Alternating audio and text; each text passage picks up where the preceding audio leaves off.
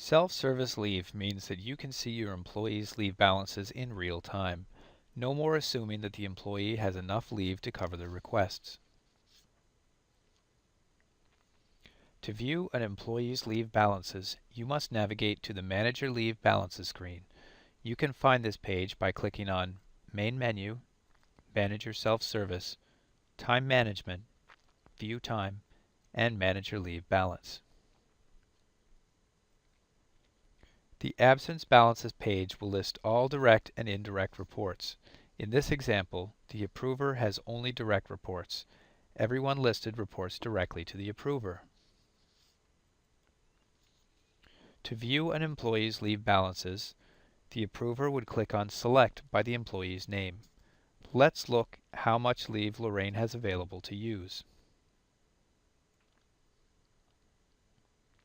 The Manager Leave Balances page is divided into 4 sections: Employee Information, Fiscal Year, Leave, and Sick Leave. On this page, the amount of leave the employee has earned, used, and currently has available are detailed in hours. You can refer to the employee's collective agreement and/or the HR policies for details regarding their leave eligibility and entitlements. You can also contact your HR consultant for help with questions and interpretation of an agreement or policy. In the Employee Information section, the employee's personal information, including their name, PeopleSoft Employee ID number, extension of employment, and employment contract, in this case General Service NAPE, is listed. The extension of employment is blank in this case. However, if this was a temporary employee, their end date would be shown here. This date would be used to calculate the amount of leave that the employee is entitled to for the current fiscal year. If the employee's employment is extended beyond the date shown, the date and leave amounts are updated to reflect the employee's new end date. Let's look at the leave section in detail. In the leave box, leave types are listed with the exception of sick leave, which is detailed separately. As we mentioned earlier, there are leave types shown that the employee is not entitled to. For example, this employee is currently not eligible for paid leave and they have not brought any of this leave forward from previous positions. However, it is still showing. Although these leave types may be available for selection when requesting leave, the employee would not use a leave type if they are not entitled to them or do not have the hours available to use, and you would not approve these requests. For each leave type, the amount of leave brought forward, the current entitlement, approved leave amounts, pending approval amounts, and the current leave balance is listed for the employee. All leave is recorded and requested in hours. The brought forward amount is any leave hours the employee has not used during the previous fiscal year, and it is a leave type that can be carried forward. For example, paid and annual leave can be carried over, while any unused family responsibility leave, FRL, cannot be carried into the next year. In this example, the employee carried 7.79 hours of annual leave and 19.25 hours of time off in lieu forward into the new year. This number will not change until the employee's New Year leave entitlements are updated in PeopleSoft in mid-April.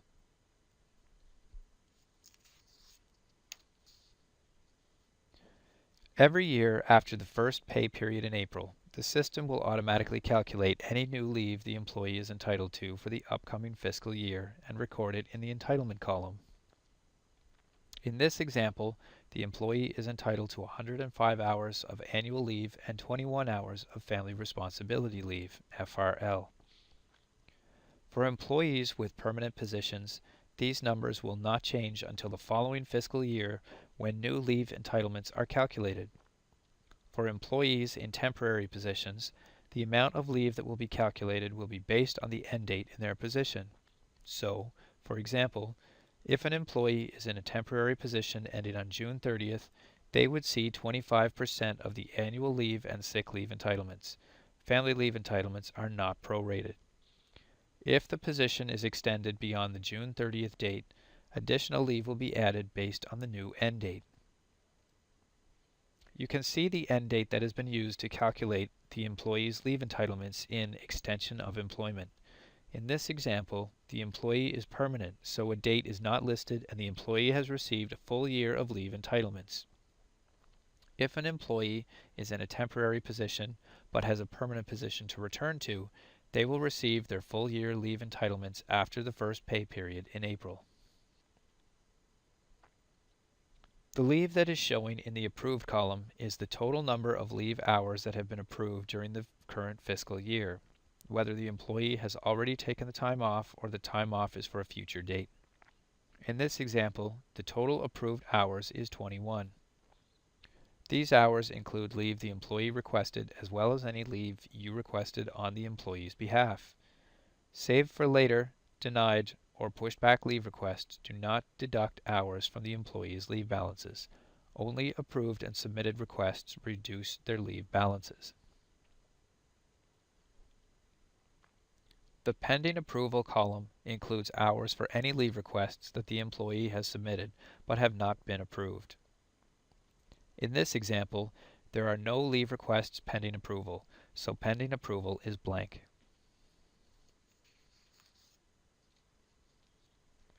The leave balance column shows the number of hours the employee currently has available to use.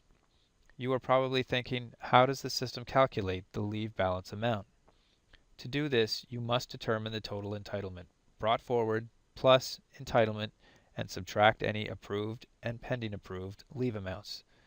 So, in this example, to determine how much annual leave the employee has available, the system adds 7.79 plus 105 hours, the carried over hours and the new year leave entitlement, and subtracts the total approved leave hours and pending approval hours, or 21, plus 0, which equals 91.79 hours. Sick leave calculations are very similar. Let's look at the sick leave section. Sick leave has its own section on the leave balances screen to accommodate for sick leave requests with and without medical documentation. Sick leave is one of the leave type hours that can be carried into a new fiscal year if not used. In this example, the employee has brought forward 455.85 sick leave hours. Once again, the employee's new year leave entitlements are automatically calculated by the system after the first payday in April for the upcoming fiscal year. In this example, the employee is entitled to 84 sick leave hours.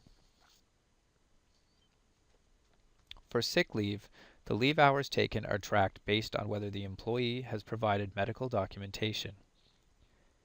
If medical documentation was provided, then the leave is considered certified, while sick leave without medical documentation is considered and called uncertified. As we discussed earlier, not all sick leave requests require medical documentation. Certified and uncertified leave is tracked based on whether it is approved or pending approval. In this example, for certified sick leave, the employee has 35 hours approved and 0 hours pending approval. For uncertified sick leave, the employee has been approved for 11 hours and has 0 hours pending approval. The sick leave balance is calculated the same way as the other leave types. The total sick leave entitlement is calculated by adding the brought forward and entitlement hours together and subtracting any approved, certified, and uncertified and pending approved, certified, and uncertified leave amounts. So, in this example, to determine how much sick leave the employee has available, the system adds 455.85 plus 84 hours, the carried over hours and the new year leave entitlement, subtracts the total certified hours, approved and pending approval, or 35 approved, plus 0 pending, for a total of 35, and subtracts the total certified hours, approved and pending approval, or 11, plus 0, pending, for a total of 11, which equals 493.85 sick leave hours remaining.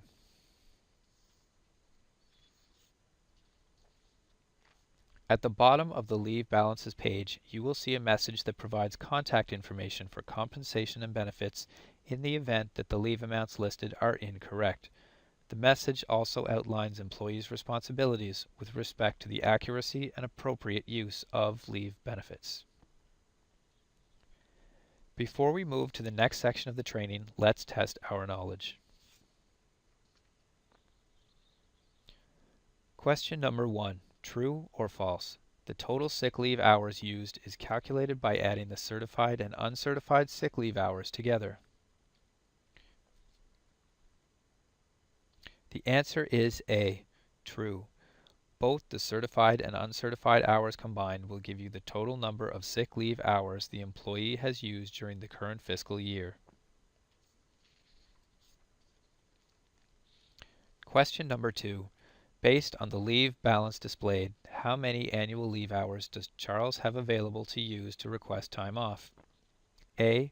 122.74, B. 21, C. 31.75. The answer is A. 122.74. Charles' leave balance for annual leave is 122.74. Question number 3. Based on the leave balance displayed, how many annual leave hours has Charles used this year? A. 3.74, B. 31.75, C. 21, D. 31.75. The answer is C. 21.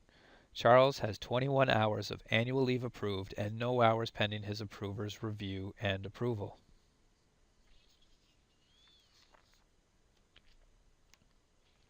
Question number 4.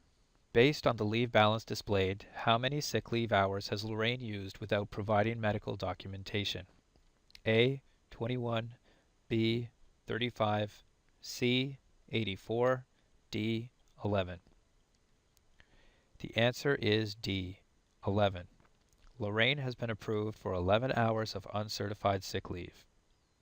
Now that we can read an employee's leave balances, let's look at the monthly calendars.